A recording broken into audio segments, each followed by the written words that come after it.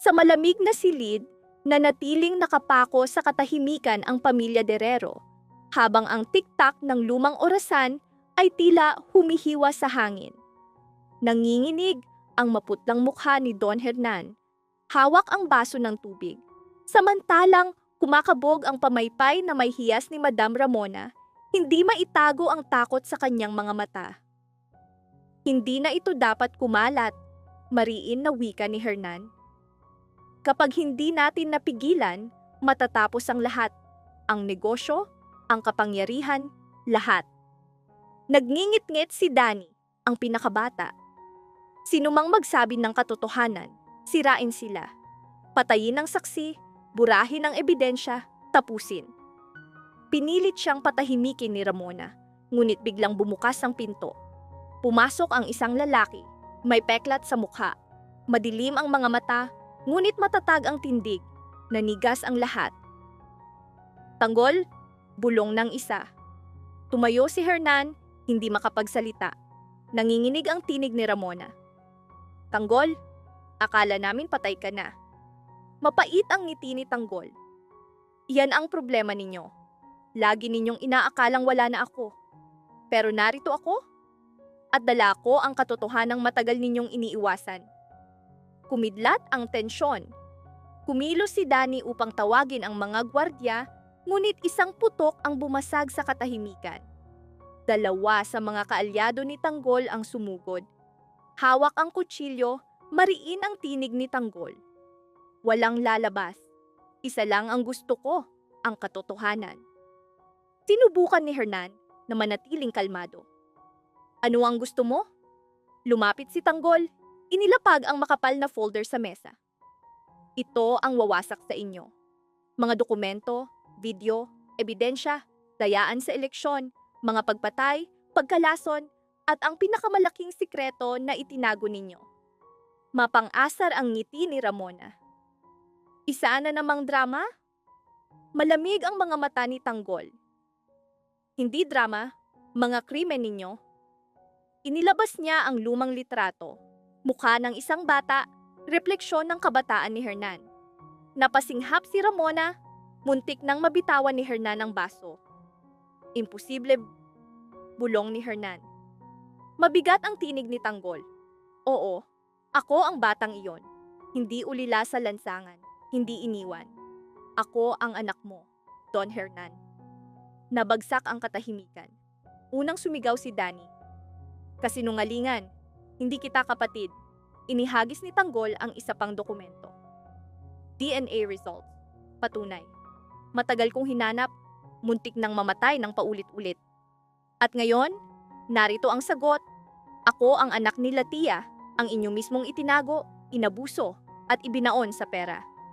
Nabasag ang tinig ni Hernan. Tanggol? Anak. Ngunit pinutol siya ni Tanggol. Hindi kita ama.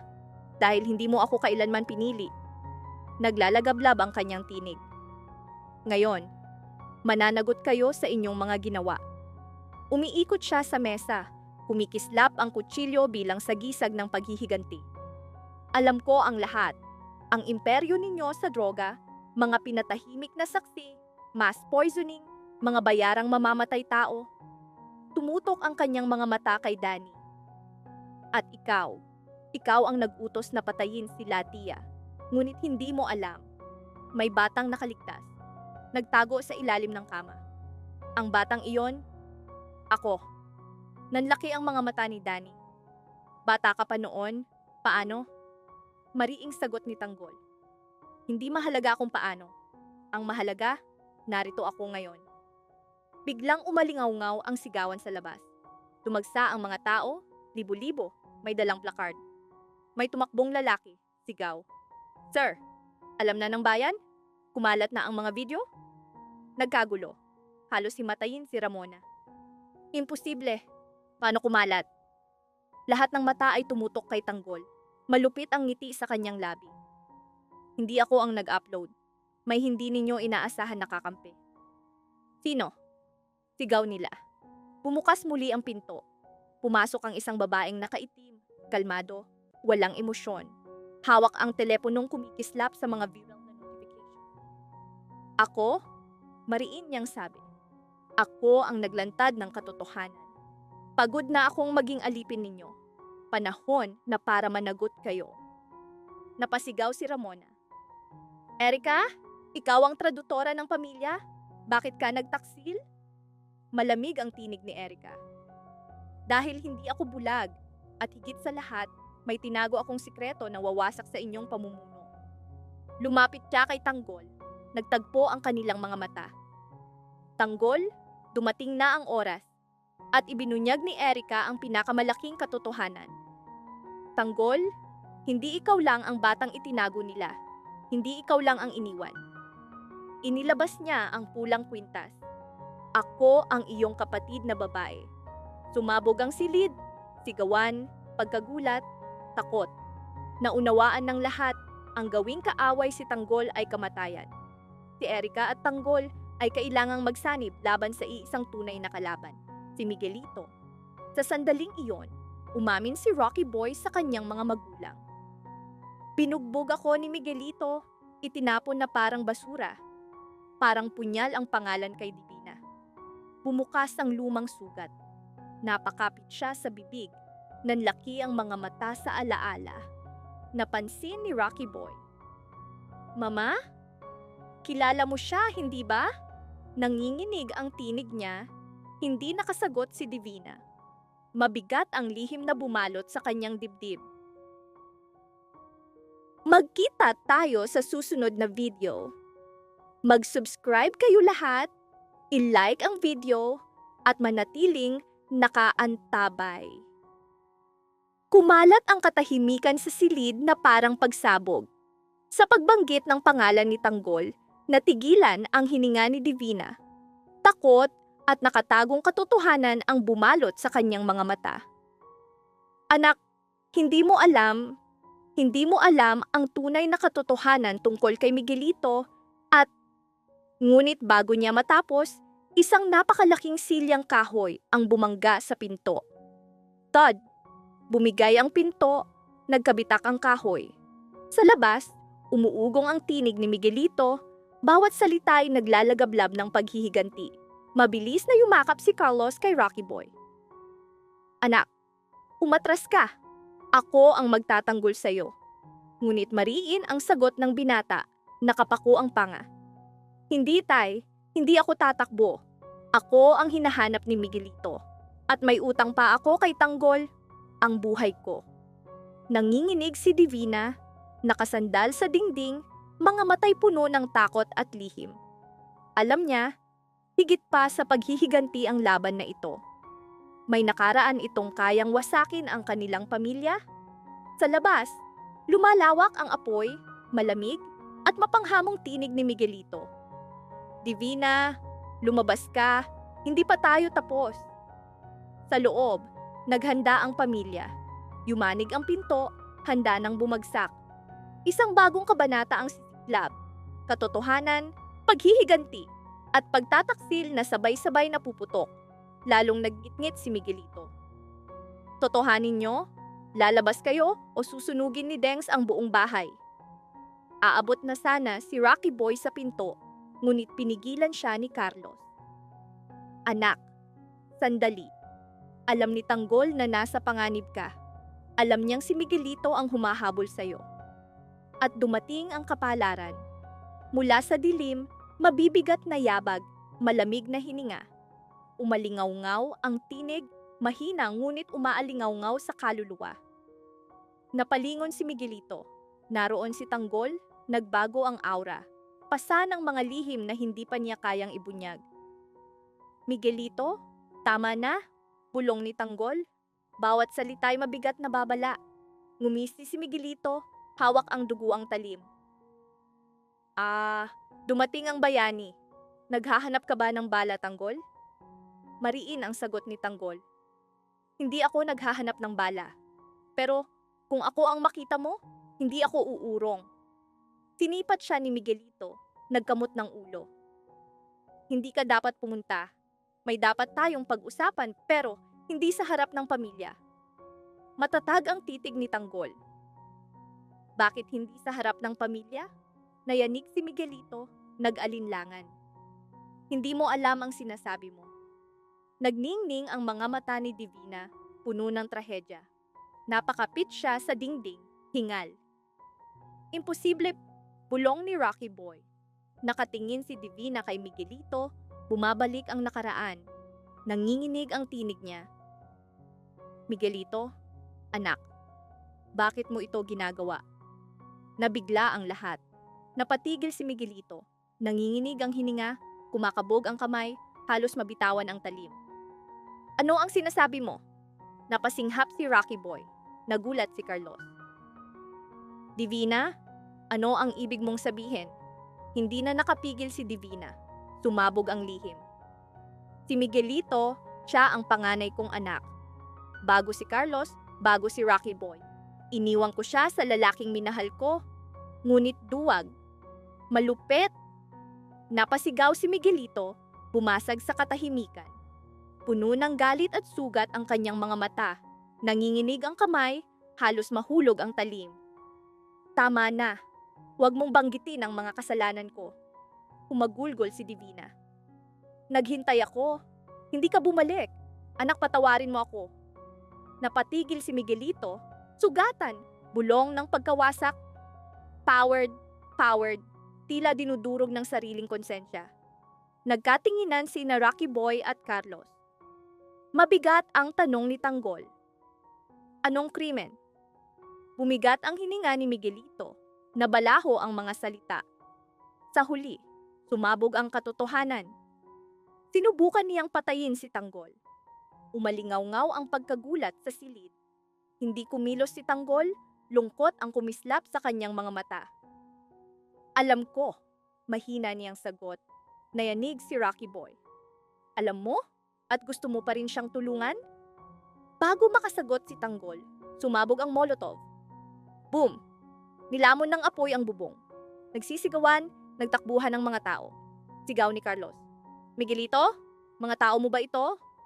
Umiling si Miguelito, nagulat. Hindi sila akin. Mula sa likuran, lumitaw ang anino, nakamaskara, armado, nakaitim. Malamig ang tinig. Tapos na ang drama ninyo. Isang utos ng aking amo. Burahin kayong lahat. Sumigaw si Tanggol. Sino ka? Ngunit bago pa sumagot, nakatutok na ang baril kay Divina. Nag-alab ang dugo ni Tanggol, nagliyab ang galit. Ito ang tunay na galaw ni Mondrag. Isinangkot si Divina at Rocky Boy sa bitag. Pinagana ng sumpa ni Brandom. Biglang lumihis ang daloy ng kwento. Naglalagablab ang mga mata ni Brandom nang makita ang anak na si Rocky Boy, bugbog, duguan. Sa salaysay ng anak, nanumpa si Brandom. Hindi basta mamamatay ang mga gerero. Magdurusa sila hanggang sila mismo ang magmakaawa sa kamatayan. Samantala, nagsimulang maningil ang kapalaran kina Miguelito at sa mga gerero. Lumabas ang ebidensya ng dayaan sa eleksyon. Napatunayang si Tanggol ang nanguna sa bilang.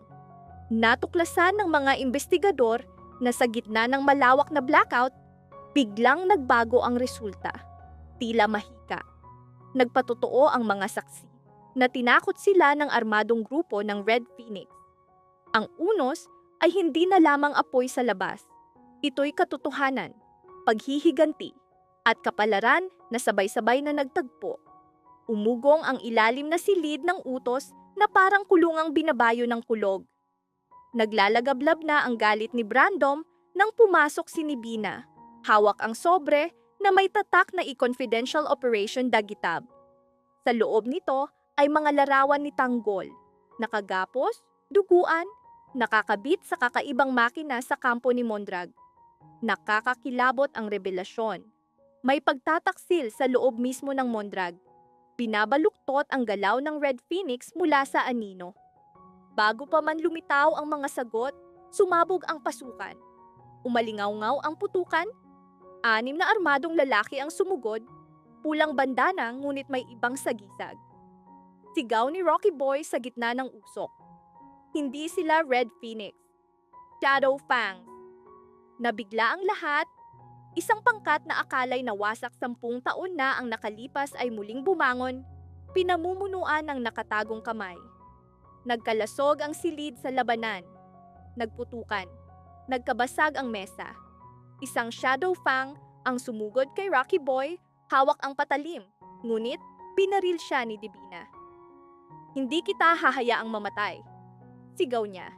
Ngunit saglit lang ang ginhawa, isang usok na granada ang itinapon. Nang mawala ang ulap, naglaho silang parang multo. Bulong ni Divina. "Random, may bumalik. At hindi lang tayo ang pakay nila, si Tanggol din." Samantala, nakagapos pa rin si Tanggol sa madilim na selda. May mga yabag, si Rocky Boy, ngunit hindi ang kilala niya. Galit at takot ang nasa mukha.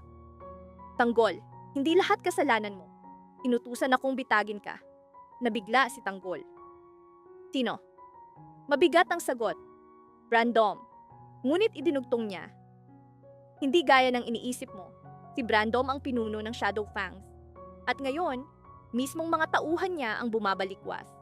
May bagong leader. At narinig kong isa siyang gerero."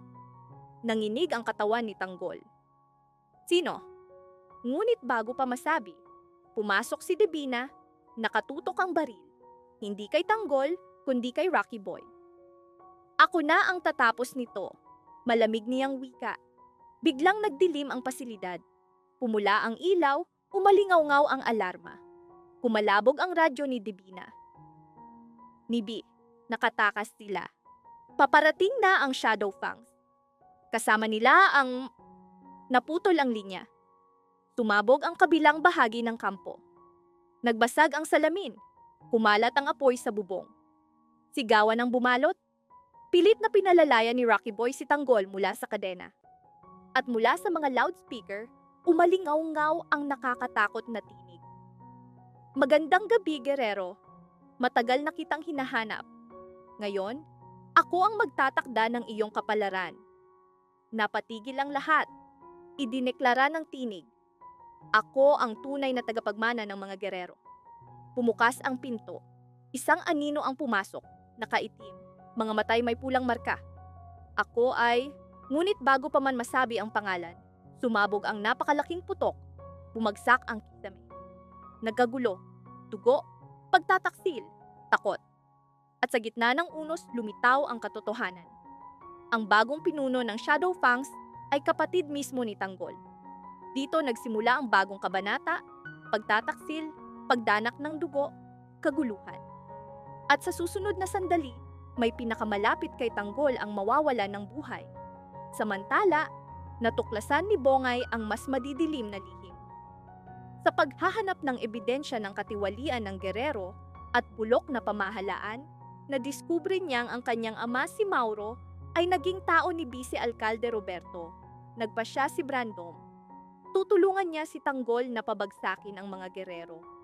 Inamin ni Rocky Boy na iniligtas siya ni Tanggol nang iwan siyang halos patay ng mga tauhan ni Miguelito. Wika ni Brandom kina Divina at Rocky Boy. "Kalilimutan ninyo ang mga dating galit. Magpasalamat kayo, kung wala si Tanggol, patay na si Rocky Boy." Nanahimik sina Divina at Rocky Boy.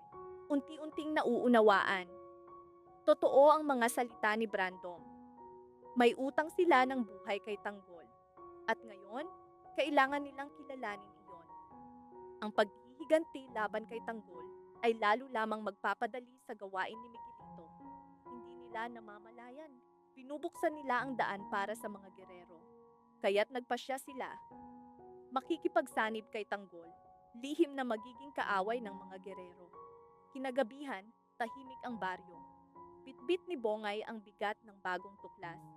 Lumabas siya ng maliit na kubo, hawak ang recorder na may ebidensya ng unang irregularidad sa munisipyo.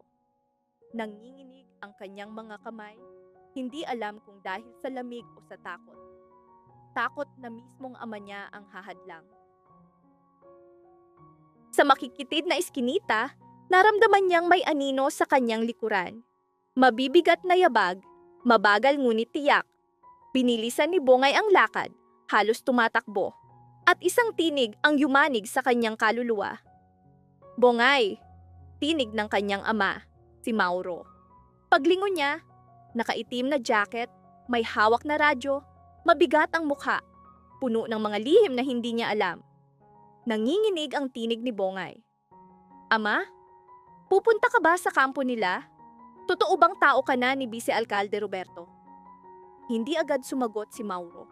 Itinaas ang mga mata. Nag-isip, saka lumapit. Anak, may mga bagay na hindi ka pa handang malaman. Mabigat ang kanyang tinig, puno ng nakatagong katotohanan. Umalingaw-ngaw ang putukan sa kalsada, parang kulog. Napayuko sina Bongay at Mauro habang sumugod ang mga nakamaskara, mga tauhan ni Miguelito. Hulihin ang babae! Huwag hayaang makatakas! Sigaw ng isa. Hinila ni Mauro si Bongay, pilit na pinatatakbo. Ngunit nadapas siya, tumama ang tuhod sa semento, halos hindi makagalaw. Iwan mo ako!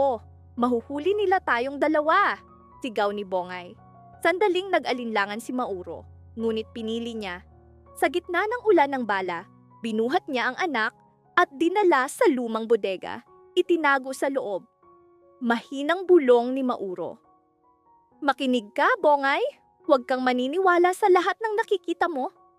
May lihim si Vice Alcalde Roberto. Kahit ako, hindi ko alam kung paano haharapin. Nagtanong si Bongay, nanginginig.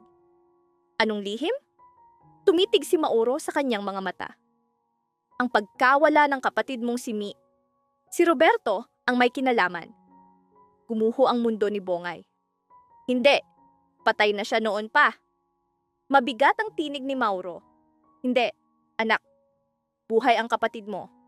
At hawak nila siya. Biglang sumipa ang pinto ng bodega.